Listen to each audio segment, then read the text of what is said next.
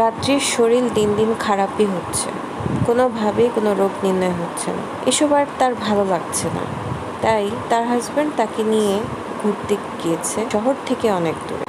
তারা যে হোটেলে উঠেছে তার পাশেই অনেক সুন্দর একটা জায়গা আছে। আজকে সেখানে তারা ঘুরতে গিয়েছে। ওখানে যাওয়ার পর একটা বৃদ্ধ মতন লোক রাত্রিকে বলল, তোর শরীর তো ভালো হবে না, তোর উপর তো জাদুর প্রভাব আছে বলে রাত্রি তেমনভাবে পাত্তা দিল না।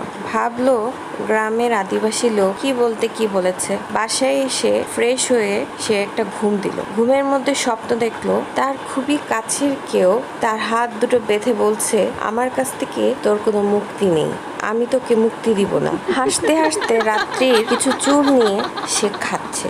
রাত্রি ঘুমের মধ্যেও প্রচন্ড ভয় পাচ্ছিল। হঠাৎ করে তার স্বপ্নে ওই বৃদ্ধ লোকটা এসে ওই মহিলার হাত ধরে বলল, ওকে ছেড়ে দে, তুই নিজেও রেহাই পাবি না। সাথে সাথে রাত্রির শরীরটা ঠান্ডা